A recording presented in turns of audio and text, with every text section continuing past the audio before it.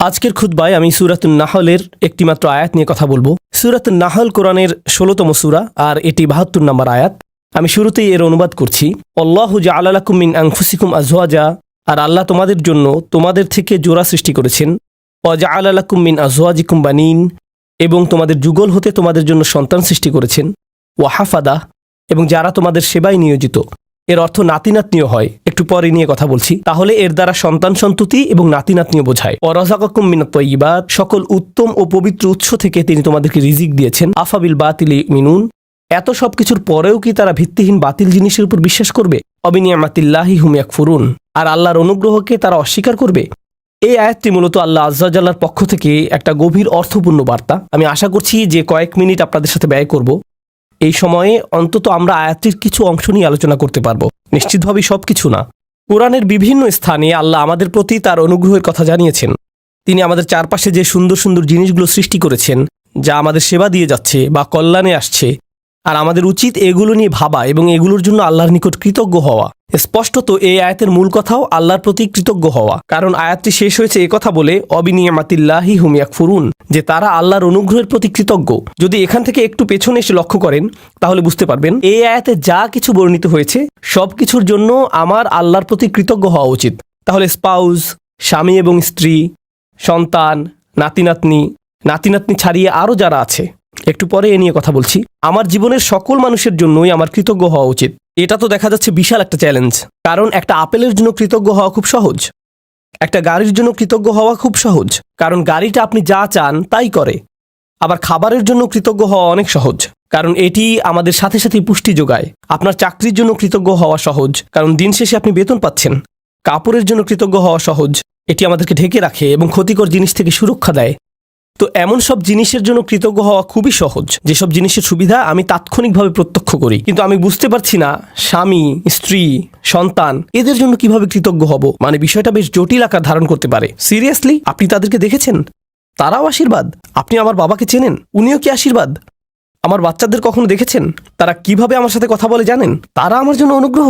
এদের জন্য আমার কৃতজ্ঞ হওয়া উচিত। আমার জন্য আয়াতের অর্থ বলে দেওয়াটা খুব সহজ। এই যে আল্লাহ চান আমরা যেন কৃতজ্ঞ হই আমাদের স্বামী বা স্ত্রীর জন্য, সন্তানদের জন্য, নাতি নাতনিদের জন্য। প্রসঙ্গত এখানে আরো জটিল এবং মজার একটা ব্যাপার আছে। হাফাদাহ নাতি নাতনি অর্থে ব্যবহৃত হয়। প্রকৃতপক্ষে এটি হাফিদের প্রচলিত বহুবচন। হাফিদ একবচন মানে নাতি, বহুবচন আহফাদ এবং হুফাদা, যার অর্থ নাতি নাতনিরা। আর হাফাদাহ সম্পর্কে আত-তাবারি সহ অনেকে বলেন কুল্লু মান ইউইন ওয়া ইয়াখদিম, অর্থাৎ যারাই আপনার কোনো কাজে এসেছে, যাদের সাহায্য পেয়েছেন আপনার বৈবাহিক আত্মীয়তার কারণে, এমন প্রত্যেকে যারা আপনাকে সাহায্য করেছে বা যাদের সাথে আত্মীয়তার বন্ধনে যুক্ত হয়েছেন বিয়ে করার কারণে, তারাই মূলত হাফাদায়ের অন্তর্ভুক্ত। তাই অনেক আগেই মুজাহিদ শ্বশুরবাড়ির আত্মীয়দের হাফাদায়ের অংশ বলেছেন। তাহলে এই যে কোরআনে শ্বশুরবাড়ির আত্মীয়দের নিয়েও আয়াত আছে, কারো মনে যদি জিজ্ঞাসা থাকে এ নিয়ে, ব্যাপারটা আরো জটিল আকার ধারণ করে, কারণ শ্বশুরবাড়ির আত্মীয়দের নিয়েও আমাদের কৃতজ্ঞ হওয়ার কথা। কি সিরিয়াসলি?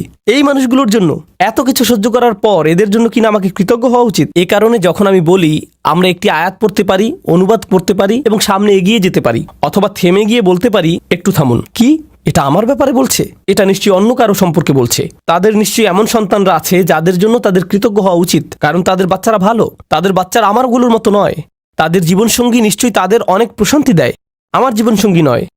আমারগুলো কেবল আমাকে দুশ্চিন্তা এবং কষ্ট দেয় আর তর্ক করে। তাদের কাছ থেকে শুধু এটাই পাই। তারা তো আমাকে কৃতজ্ঞ হওয়ার কোনো কারণই দেয় না। ওরা সহজে কৃতজ্ঞ হতে পারে কারণ ওরা আল্লাহর নিয়ামত পেয়েছে, কিন্তু আমার পক্ষে তো এই পরিবারের জন্য কৃতজ্ঞ হওয়া সম্ভব না। আমার জীবনে তো তাদের মতো শান্তি নেই। আল্লাহ এখানে এরকম কোনো ব্যতিক্রম তৈরি করেননি। প্রসঙ্গত তোমাদের যাদের ভালো সন্তান, ভালো নাতি নাতনি, চমৎকার শ্বশুরবাড়ি এবং অসাধারণ স্ত্রী আছে, তাদের উচিত কৃতজ্ঞ হওয়া। বাকিরা অনলাইনে অভিযোগ করতে পারো আর এই নিয়ে মিম বানাতে পারো। না, এভাবে কোনো পার্থক্য করা হয়নি। এটা সবার জন্য বলা হয়েছে।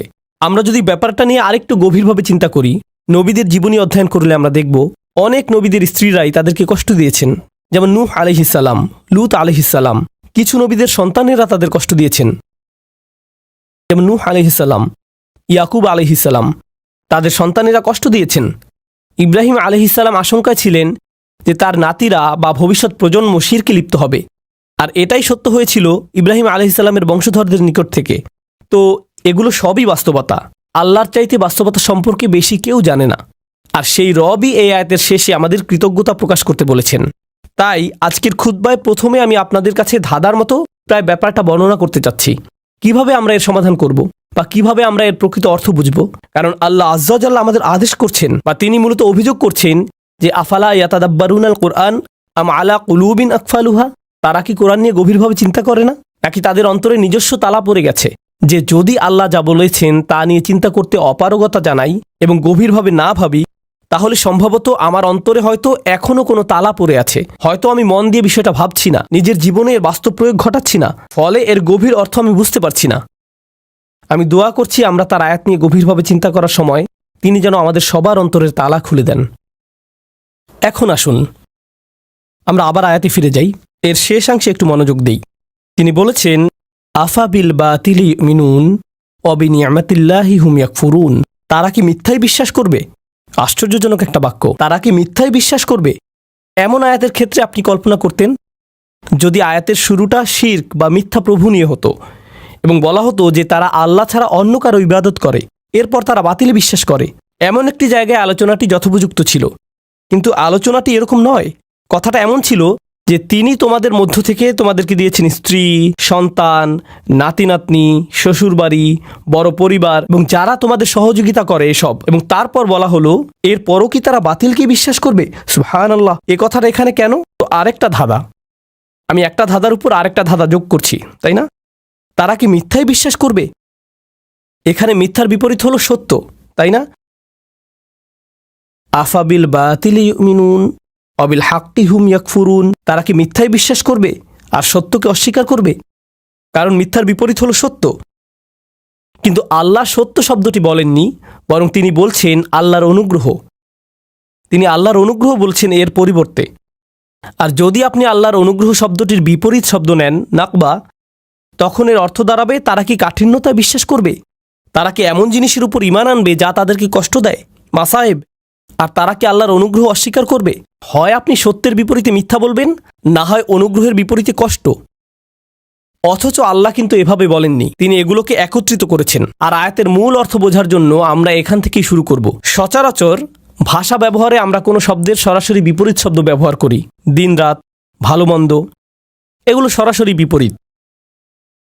কিন্তু কোরআনে আল্লাহ মাঝে মাঝে একটু জটিল বিপরীত ব্যবহার করেন। তিনি এভাবে বলেন না যে এর বিপরীত বি, তিনি বিপরীত বোঝাতে এমন ভিন্ন আঙ্গিকে আমাদের চিন্তা করান যা একমাত্র তিনিই পারেন। এখানে আল্লাহ আপনাকে আমাকে শেখাচ্ছেন যে এ আয়াতে মিথ্যার বিপরীত হলো আল্লাহর অনুগ্রহ, সত্য নয়। আর আল্লাহর অনুগ্রহ মূলত সত্যের বিকল্প হিসাবে ব্যবহৃত হয়। এই ধারণাটি খুবই শক্তিশালী। সত্যের আরবি হলো হক, আবার হক এর অর্থ উদ্দেশ্যপূর্ণ। তাই হক অর্থ কেবল সত্য নয়, উদ্দেশ্যপূর্ণও হয়। যেমন আল্লাহ বলেন খালাকাস সামাওয়াতি ওয়াল আরদা বিল হক, তিনি বিশেষ উদ্দেশ্যে আকাশসমূহ এবং পৃথিবী সৃষ্টি করেছেন। এখানে উদ্দেশ্য বোঝাতে কোন শব্দটি এসেছে? সত্য, হক। সুতরাং হক শব্দের দুইটি দিক আছে। তো আসুন এই আয়াতটি এই দৃষ্টিকোণ থেকে চিন্তা করি। এই যে আমার অবাধ্য সন্তানেরা, আমার ছেলে আমার সাথে তর্ক করে, আমার মেয়ে আমার সালামের জবাব দেয় না, আমার নাতিরা আমাকে ভুলে গেছে, আমার স্ত্রী আমাকে কেবল অসম্মান করে, আর অন্যদের কাছে আমার দুর্নাম করে বেড়ায়। আল্লাহ বলছেন তিনি এই সব কিছুই দেখছেন, আর আমি দেখি সমস্যা। কিন্তু আসলে এরকম জটিল সম্পর্কের মধ্যেও একটা নিয়ামত আছে, আর সেই নিয়ামত বা কল্যাণ তাদের কাছ থেকে আসছে না। এই কল্যাণ কেবলই আল্লাহর কাছ থেকে আসে। তাদের কাছ থেকে শুধু কষ্ট আসে, কিন্তু সেই কষ্টের পেছনে যে প্রজ্ঞা, যে কল্যাণ আছে, তা শুধুমাত্র আল্লাহর পক্ষ থেকেই আসে। তাই আল্লাহ বলেননি অবিনিয়ামাতি হুম ইয়াকফুরুন, তিনি বলেছেন অবিনিয়ামাতিল্লাহি হুম ইয়াকফুরুন। তিনি নিয়ামাকে তার নিজের সাথে সম্পৃক্ত করেছেন। তিনি নিয়ামতকে যুক্ত করেননি তাদের সাথে, করেছেন নিজের সাথে। তাই আমরা এখন গভীরভাবে চিন্তা শুরু করা উচিত। পরিবারের ভেতর যত ঝামেলাপূর্ণ কথাবার্তা হয়, যত ঝামেলাপূর্ণ পরিস্থিতি আমাকে মোকাবেলা করতে হয়, সবগুলো নিয়ে। তাই আমরা একটু পেছনে সরে এসে আমাদের দৃষ্টিভঙ্গি বদলাবো নিজেদের পরিবার নিয়ে। কারণ এই আয়াতটি আমাদের বৃহত্তর পরিবার সম্পর্কেই। মূলত বেশিরভাগ মানুষের ক্ষেত্রেই যদি জীবনের কিছু নিয়ে অভিযোগ করার থাকে, অর্থনৈতিক বা স্বাস্থ্যগত ব্যাপার ছাড়া যদি তাদের জীবনে কোনো মানুষ নিয়ে অভিযোগ করার থাকে, সেই মানুষটি সম্ভবত নিজ পরিবারের কেউ। জীবনের অধিকাংশ নাটকের অবস্থান এখানে। জীবনের সকল চাপের উৎপত্তি এখান থেকেই। ফোন আসলে ফোনের কাছে যাবার আগেই আপনি বলে ওঠেন আল্লাহ তার কল যেন না হয়।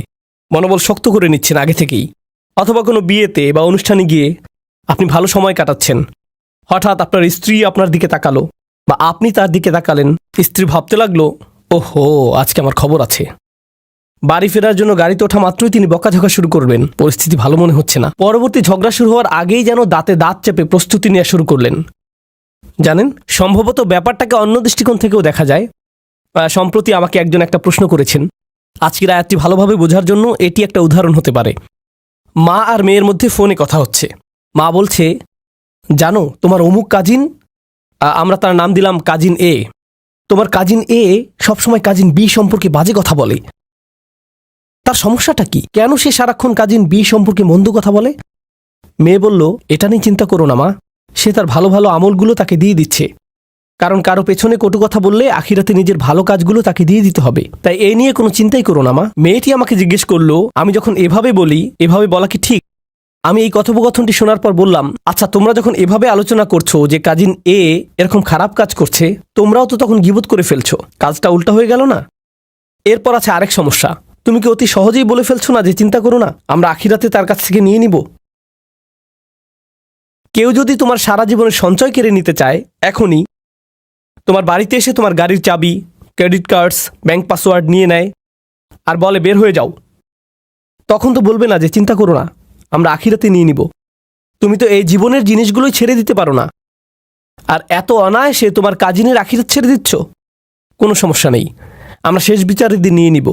হয়তো আমরা একটু পেছনে সরে এসে বলতে পারতাম, না নিশ্চয়ই এই বিরোধের কোনো কারণ আছে, আমাদের এই চ্যালেঞ্জটাকে নিয়ে একটু নিয়ামতে পরিবর্তন করে ফেলতে হবে। কারণ আল্লাহ এই সম্পর্কগুলোকে বলেছেন নিয়ামত। আমার ছেলে, আমার কাজিন, আমার পরিবার, আমার শ্বশুরবাড়ি, এগুলো কেবল আছে মানেই নিয়ামত নয়, কেবল তাদের থাকাটাই নিয়ামত নয়। স্পষ্ট রূপেই এখানে শুধু তাদের বর্তমান থাকার কথাই বলা হচ্ছে না, তাদের সম্পর্কটা আমার সাথে কতগুলো অভিজ্ঞতার সমষ্টি, কতগুলো কথোপকথন এবং আদান প্রদানের সমষ্টি। কিভাবে আমি একে একটি নিয়ামতে পরিণত করব? মা, কখনো জানতে চেয়েছো আমার কাজিনের এত রাগ কেন? নিশ্চয়ই কিছু ঘটেছিল।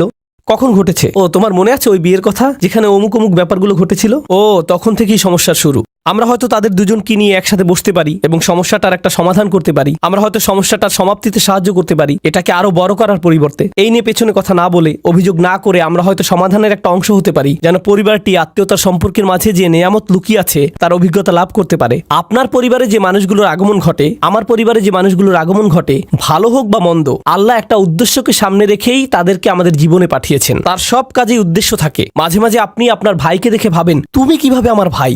কখনো কখনো কিছু মানুষ তাদের বাবা মাকে দেখে ভাবে, সিরিয়াসলি তোমরা আমার বাবা মা? তোমাদের সাথে আমার তো কোনো মিলই নেই, কিভাবে তোমরা আমার মা বাবা? আপনি অবাক হয়ে ভাবেন, আমরা যদি একই পরিবারে না হতাম, আমার মনে হয় না তোমাদের সাথে আমি কিছু করতাম বা করার ইচ্ছা করতাম। কিন্তু আল্লাহ মানুষকে বিশেষ উদ্দেশ্যে একত্রিত করেন। তিনি ভালো করেই জানেন কাকে কার পরিবারে রাখতে হবে এবং কাকে কার সাথে জেনেটিক্যালি সংযুক্ত করতে হবে। এমনকি তিনি আপনার শ্বশুরবাড়ির ব্যাপারেও প্ল্যান করে রেখেছেন। ইন্না লিল্লাহি ওয়া ইন্না ইলাইহি রাজিউন। এর জন্যও তিনিই পরিকল্পনা করে থাকেন। এখন সব কিছুকে একটা বড় পরীক্ষা মনে হতে পারে, কিন্তু আমি যদি নির্দিষ্ট একটি দৃষ্টিকোণ থেকে আয়াতটি নিয়ে চিন্তা করি, আমাকে এখানে আশীর্বাদ খুঁজে পেতে হবে। আমি এখানে আশীর্বাদ খুঁজে পাবো না যদি আমি সবকিছুকে উদ্দেশ্যপূর্ণ দৃষ্টিতে না দেখি। সম্ভবত এই ঝগড়ার পেছনের উদ্দেশ্য আমাকে খুঁজে বের করতে হবে এবং সঠিক কাজটি করতে হবে, সঠিক কথাগুলো বলতে হবে যেন এই বিরোধের নিষ্পত্তি হয়। আল্লাহ এমন মানুষদের নিয়ে কথা বলেছেন যারা সত্যিই তাকে বিশ্বাস করে। তিনি তাদের সম্পর্কেও বলেন যারা বিপরীতে ফাসাদ তৈরি করে। তিনি বলেন, ওয়ায়াকতাউনা মা আমারাল্লাহু বিহি আন ইউসাল ওয়া ইফসিদুনা ফিল আরদ। তারা ছিন্ন করে ফেলে আল্লাহ যা অবিচ্ছিন্ন রাখার নির্দেশ দিয়েছেন। পারিবারিক বন্ধনগুলো অটুট রাখা সত্যিই কঠিন। স্বামী স্ত্রীর সম্পর্ক মজবুত রাখা কঠিন। সন্তান সন্ততিদের মাঝে বন্ধন বজায় রাখা কঠিন। ভাই বোনদের মাঝে রাগারাগি তীব্র আকার ধারণ করতে পারে। পিতামাতা এবং সন্তানদের মাঝেও রাগারাগি তীব্র আকার ধারণ করতে পারে। আপনার নিজের পরিবার এবং শ্বশুরবাড়ির মাঝে মতবিরোধ প্রচণ্ড খারাপ হয়ে পড়তে পারে। ওইগুলো ছোটখাটো মতবিরোধ নয়, কিন্তু এই সকল মতবিরোধের প্রতি আমি যদি উদ্দেশ্যপূর্ণ দৃষ্টিতে তাকাই, জানেন আমি কি করব? আমি কোনো না কোনোভাবে এটাকে আশীর্বাদে পরিণত করব। আমি এই ঝগড়া সমাধানের একটা উপায় খুঁজে বের করব। আমি এই নিয়ে আলোচনা চালিয়ে যাওয়ার একটা উপায় খুঁজে বের করব। আল্লাহ আমাদের নবীদেরকে এমন সব কঠিন পরিস্থিতিতে ফেলেন, কিন্তু তবুও তারা এতে আল্লাহর নিয়ামত খুঁজে পান, কারণ তারা সব কিছুর দিকে উদ্দেশ্যপূর্ণ দৃষ্টিতে তাকান। তো এটাই আমাদের প্রথম শিক্ষা, আফাবি নিয়ামাতিল্লাহি হুম ইয়াকফুরুন থেকে। এই আয়াতের আরেকটা দিক আমি নিজেকে এবং আপনাদেরকে স্মরণ করিয়ে দিতে চাই। সেটা হচ্ছে আল্লাহ বলছেন, আল্লাহু জাআলা লাকুম মিন আনফুসিকুম আজওয়াজা। খুবই ভারী কিছু কথা। আল্লাহ কেবল বলেননি যে তিনি তোমাদের জন্য স্ত্রী দিয়েছেন, এটা অনেক সহজ হতো। আল্লাহু জাআলা লাকুম আজওয়াজা, আল্লাহ তোমাদের স্ত্রী দিয়েছেন, যথেষ্ট ছিল। কিন্তু না, আল্লাহু জাআলা লাকুম মিন আনফুসিকুম আজওয়াজান, আল্লাহ তোমাদের মধ্য থেকেই তোমাদের জন্য দিয়েছেন স্ত্রী, তোমাদের মধ্য থেকেই। এটা নিয়ে গভীরভাবে ভাবতে গিয়ে মুফাসসিরগণ চমৎকার কিছু কথা বলেছেন। এই আয়াতে তোমরা কারা? আপনি, আমি, আমরা মানুষ। আরবিতে মানুষকে ইনসান বলা হয়, যা উনস এবং ইস্তিনাসের সাথে সম্পর্কিত। মানে এটি মমতা, আন্তরিকতা, ভালোবাসা আর সৌজন্যতার সাথে সম্পৃক্ত। এই অনুভূতিগুলো একজন মানুষের অন্তরে প্রদান করা হয়েছে। অন্যের অনুভূতির প্রতি শ্রদ্ধাশীল হওয়া, যেমন আল্লাহ তাআলা বলছেন কারো অনুমতি ছাড়া তার ঘরে প্রবেশ না করতে। আপনার বন্ধুর বাসায় গিয়ে সোজাসুজি ভিতরে চলে যেতে পারবেন না, তাই না? হাত্তা তাস্তানিসু, যতক্ষণ না অনুভব করেন যে আপনাকে আশা করা হচ্ছে। তো রাত ৩টার সময় বন্ধুর বাসায় এটা ভেবে যাওয়া উচিত নয় যে আমি এখন গেলেও সে কিছু মনে করবে না, আমি জাস্ট হেঁটে ঢুকে যাব। না, এভাবে সোজা ঢুকে যেতে পারবেন না। আর অস্বস্তিকর সময় যাওয়া উচিত না। আপনার অন্তত এই বুঝটা থাকা দরকার যে কখন যাওয়াটা উত্তম হবে। ইনসান অর্থাৎ মানুষ শব্দটি সরাসরি যত্ন, সৌজন্যতা এগুলোর সাথে সম্পৃক্ত। উনস এবং ইস্তিনাস, আল্লাহ বলেছেন তিনি আমাকে যে উপাদান থেকে সৃষ্টি করেছেন সেই একই উপাদান থেকে আমার স্ত্রীকেও সৃষ্টি করেছেন। তাই আমার যদি আবেগ অনুভূতি থেকে থাকে, ভাবনা থেকে থাকে, মতামত থেকে থাকে, তারও সেগুলো আছে। একজন স্ত্রীরও এভাবে ভাবা উচিত যে আমার যেমন আবেগ আছে, কিছু একটা যদি আমাকে বিরক্ত করে, কিছু জিনিস আমি ভালোবাসি, কিছু একটার প্রতি আমি আগ্রহী, তারও কিছু ব্যাপারে আগ্রহ আছে। আর এগুলো একই রকম হতে পারে না, কারণ আমরা একই রকম নই। ওমা খালাকাজ যাকারা ওয়াল উনসা ইন্না সা'য়াকুম লাশাত্তা, তিনি নারী পুরুষের মাঝে পার্থক্য সৃষ্টি করেছেন। একই সময়ে আমরা একে অপর থেকে ভিন্ন।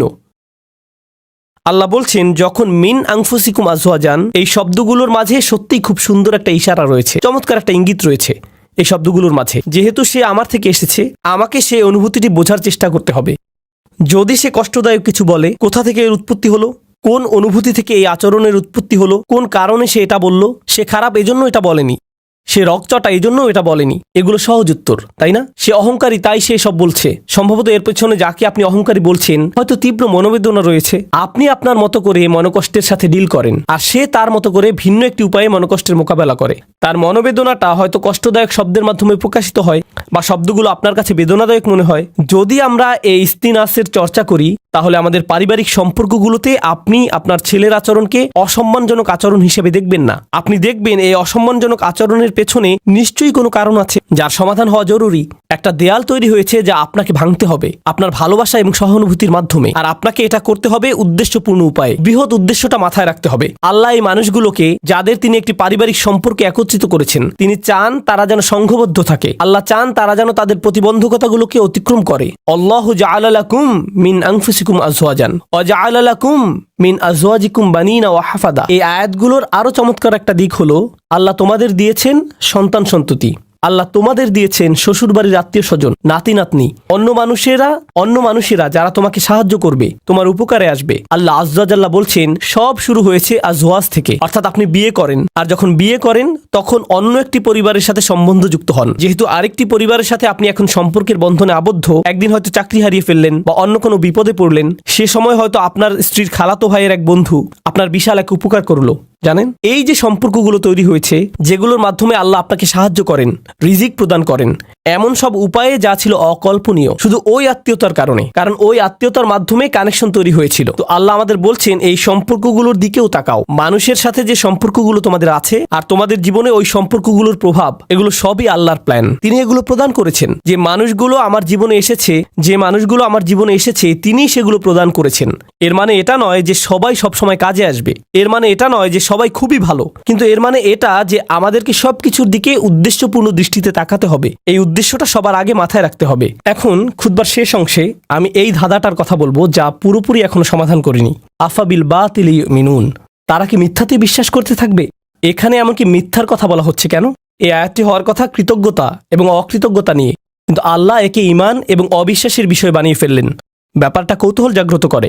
তাহলে আমরা এখান থেকে কি শিখব? মূলত এখান থেকে আমরা শিখব আমার ঈমান, আমার বিশ্বাস সরাসরি এই ব্যাপারটার সাথে সম্পৃক্ত যে আমি কতটুকু কৃতজ্ঞ। আমি যত বেশি কৃতজ্ঞ আমার ঈমান ততই মজবুত। আমি যত কম কৃতজ্ঞ আমার ঈমান ততই দুর্বল। আমি যদি অসত্য ব্যাপারগুলোর প্রতি বেশি গুরুত্ব প্রদান করি, এখানে বাতিল মানে আমি আমার পরিবারের দিকে তাকালে সমস্যা ছাড়া কিছুই দেখি না। আমি শুধু দেখি এই মানুষগুলোর কারণে আমার জীবন এতটা কঠিন, তারা এটা করেছিল, সেটা করেছিল, অমুক তমুক করেছিল। আপনার মাথায় সবসময় তাদের বিরুদ্ধে অভিযোগের তালিকা ঘুরতে থাকে, যেন আপনার মাথায় এর বসবাস। সর্বদা কল্পনায় বারবার ঝগড়ার সময়টাতে ফিরে যান। আমার এখনো মনে আছে তুমি কি করেছিলে, আমার এখনো মনে আছে তুমি কি বলেছিলে। তাদেরকে আপনি ওই ঘটনাগুলোর আলোকেই বিচার করেন। এখন আপনি তাদের দেখেন আপনার সমস্ত কষ্টের মূল হিসেবে। তারা এখন এতটুকুতেই সীমাবদ্ধ হয়ে গেল। এটাই হলো বাতিল। যদিও তারা আপনাকে কষ্ট দিয়েছে, এর পেছনে রয়েছে আল্লাহর নেয়ামত। আপনাকে অবশ্যই সেই নেয়ামত আবিষ্কার করতে হবে। যদি তাদেরকে আপনার জীবনের অভিসম্পাদে সীমিত করে ফেলেন, যদি তাদেরকে জঘন্য মানুষে বা কষ্ট দেয়া মানুষে সীমিত করে ফেলেন, তারা মানুষ, তারা শয়তান নয়। কেউই ফেরেশতা নয় এবং কেউই শয়তান নয়। আল্লাহ ফেরেশতা এবং শয়তান সৃষ্টি করেছেন। তারা ভিন্ন ধরনের প্রজাতি, আমরা মানুষ। এর মানে কি জানেন?